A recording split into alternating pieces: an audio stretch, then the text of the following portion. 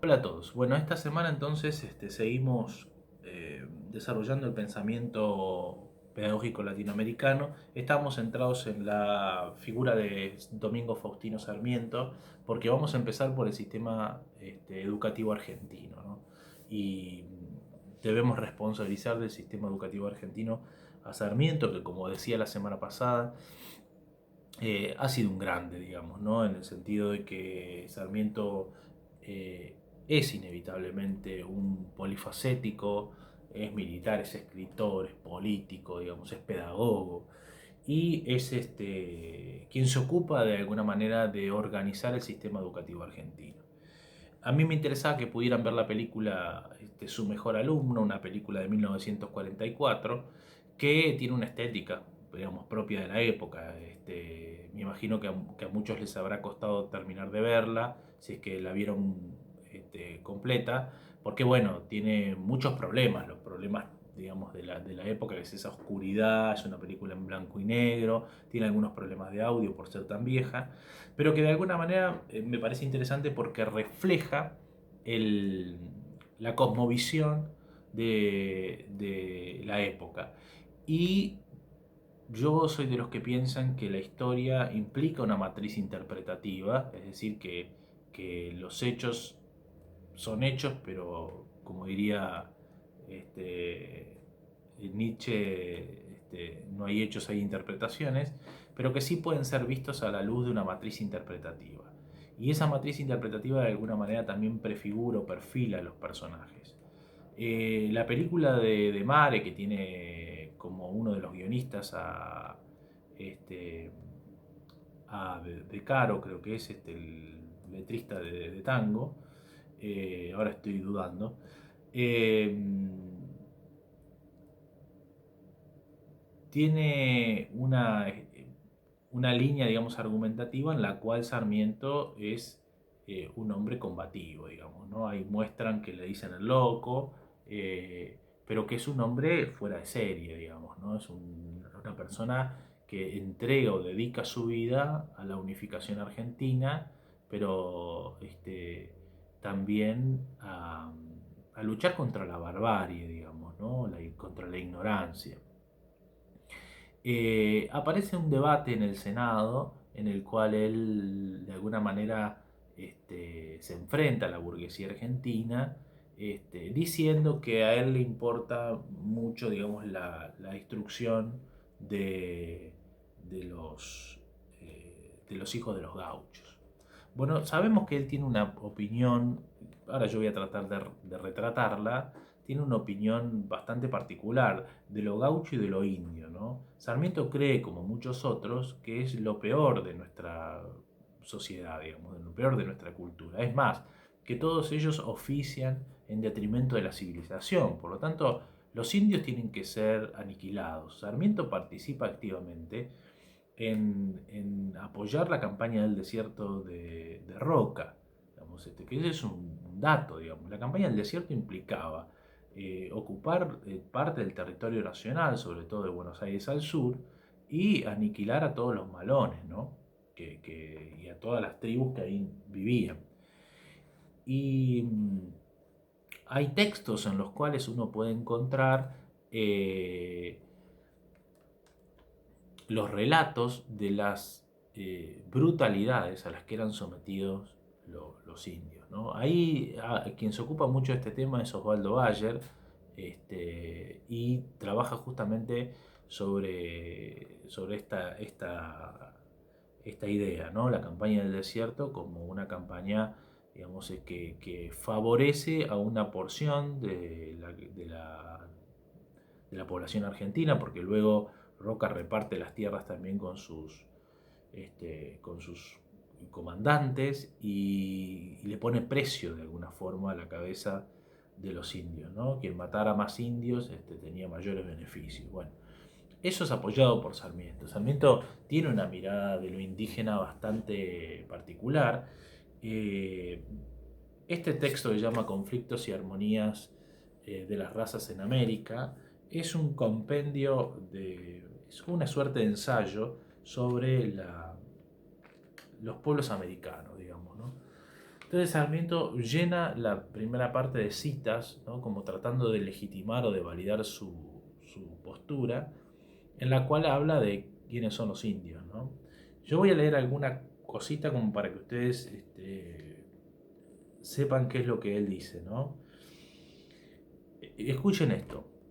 Al hablar pues de los indios, por miserable que sea su existencia y limitado su poder intelectual, no olvidemos que estamos en presencia de nuestros padres prehistóricos, a quienes hemos detenido en sus peregrinaciones e interrumpido en su marcha casi sin accidente perturbador a través de los siglos.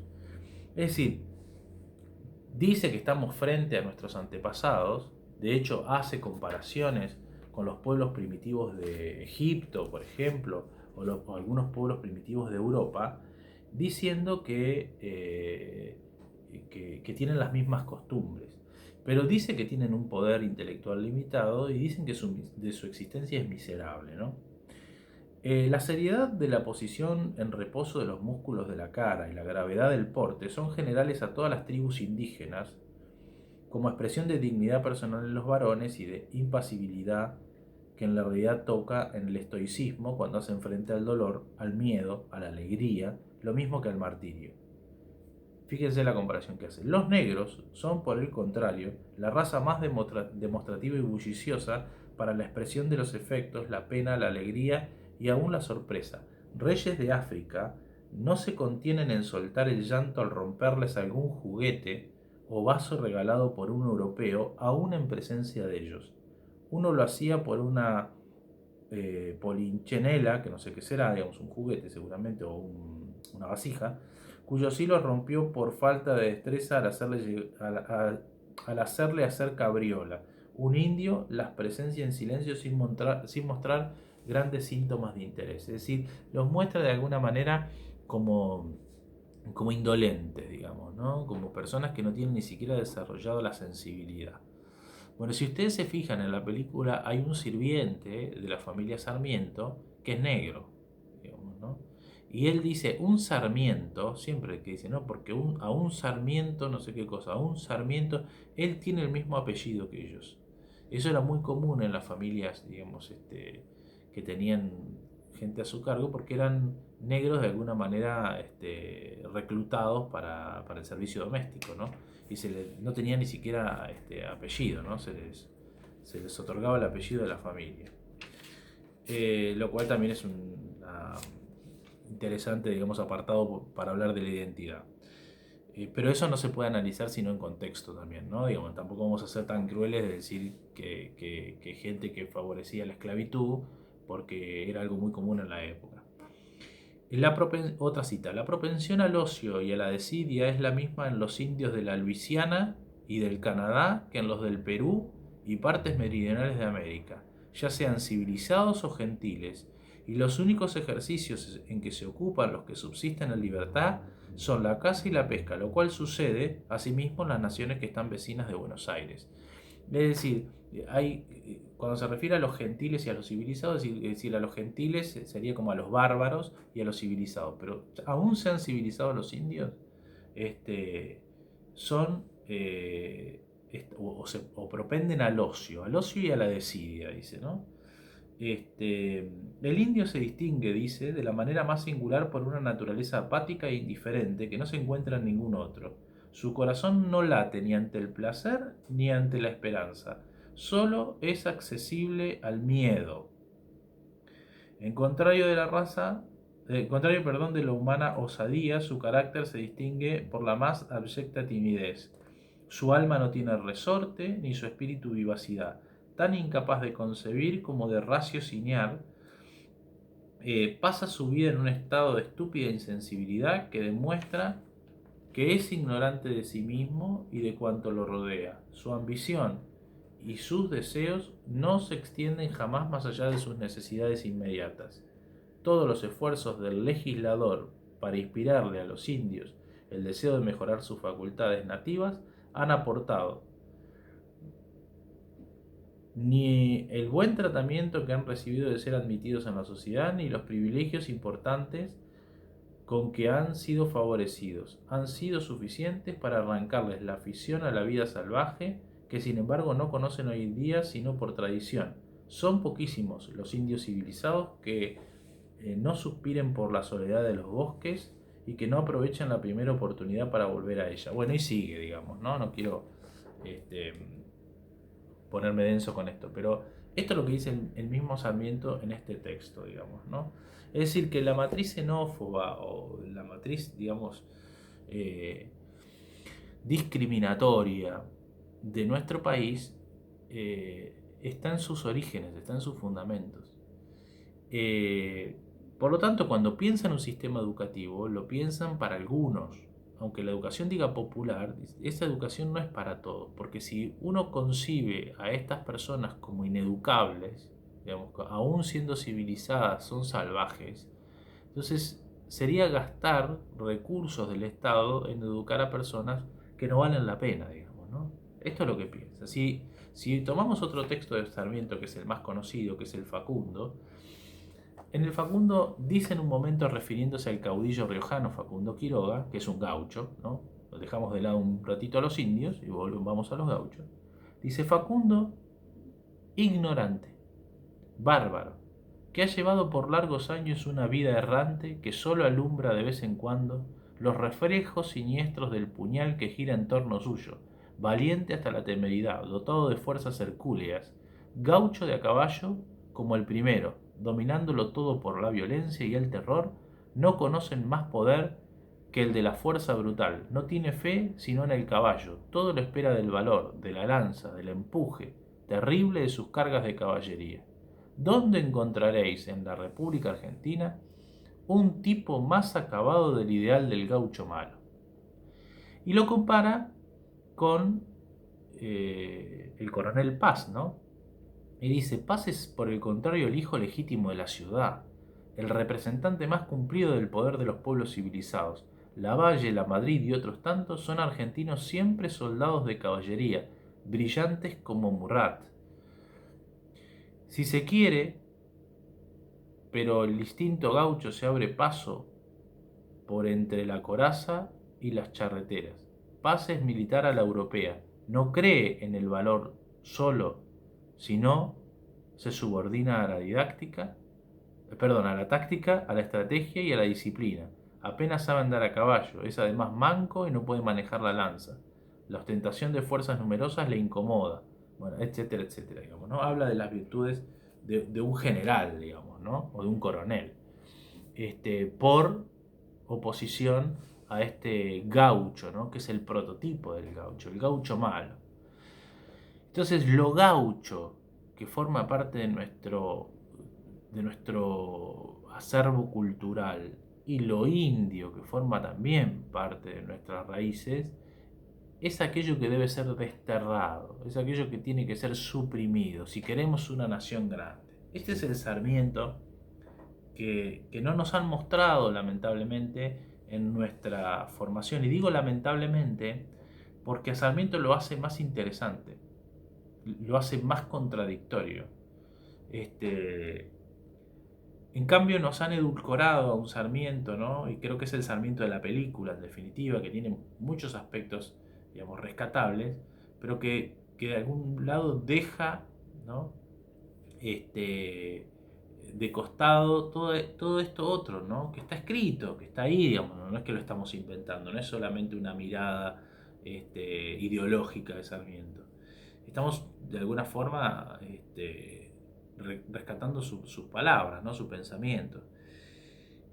Cuando leemos el Martín Fierro de José Hernández, que habla justamente sobre el gaucho, ¿no? Digamos, José Hernández en el texto habla de qué le pasa al gaucho con su condición, ¿no? ¿Qué siente el gaucho dentro de esta sociedad argentina? Y dice así: si uno aguanta es gaucho malo, si uno aguanta, perdón, es gaucho bruto, si no aguanta es gaucho malo, dele azote, dele palo, porque es lo que él necesita. De todo el que nació gaucho, esta es la suerte maldita. Vamos suerte, vamos juntos, dende que juntos nacimos, y ya que juntos vivimos sin podernos dividir, yo abriré con mi cuchillo el camino para seguir. Es decir, el gaucho se vuelve malo en el texto de José Hernández porque, porque siempre es considerado un sospechoso, digamos, ¿no? Un gaucho malo. Si hace las cosas bien, es un gaucho bruto. Si hace las cosas mal, es un gaucho malo. Entonces, siempre hay que darle palo, ¿no? Eh, José Hernández en el Martín Fierro, de alguna manera, lo que intenta reflejar es cuál es la percepción que hay de lo gauchesco en nuestro país, digamos, ¿no? En nuestra historia.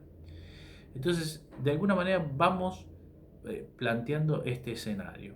Sarmiento, que tiene estas ideas, es quien va a Europa, fundamentalmente a Inglaterra, y también recorre los Estados Unidos analizando los otros sistemas educativos y trae el sistema lancasteriano, que va a ser el sistema de alguna manera aplicado a la masificación de la educación. Necesitan un sistema educativo que eduque a muchos en poco tiempo, necesitan eliminar al maestro espontáneo, que es ese maestro que enseña espontáneamente. No, necesitamos maestros instruidos, por eso las primeras maestras son traídas de Estados Unidos.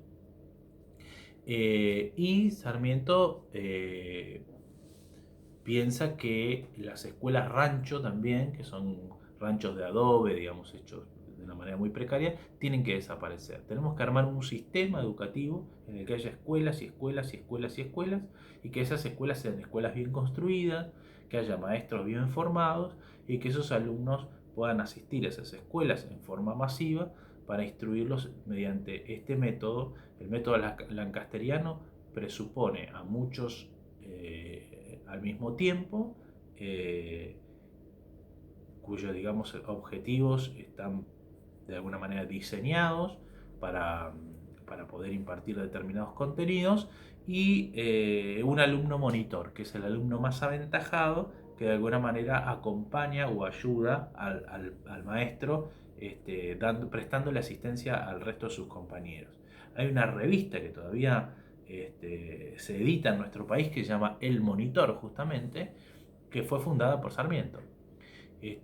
A propósito de esto, ¿no? De este alumno monitor, digamos. Entonces, ese es el sistema educativo que de alguna manera se implanta en nuestro país y que tiene estas ideas bien claras. Lo demás están los apuntes, digamos. Yo no me quiero extender demasiado en este video, pero quería mostrarles algunas ideas de este Sarmiento que en definitiva, digamos, como les decía hace un rato, tiene eh, o encierra muchas contradicciones, ¿no? Ustedes en el texto, como les decía también la semana pasada, van a encontrar la cita de la carta que él le escribe a Bartolomé Mitre diciendo, y no escatimen sangre de gaucho, ¿no? Que es lo único que tienen de seres humanos. ¿No? Los gauchos casi no son seres humanos. El punto aquí es que cuando uno animaliza, bestializa, degrada la naturaleza humana, el otro se vuelve un ser plausible de ser manipulado / aniquilado. Esa es la idea importante. Por eso, digamos, las ideas que de alguna manera orientan la campaña del desierto, que orientan las guerras en las distintas provincias de la Argentina en contra de, digamos, los indios, el sistema educativo, digamos, la nación argentina, la ciudad de Buenos Aires están estructuradas bajo estas ideas.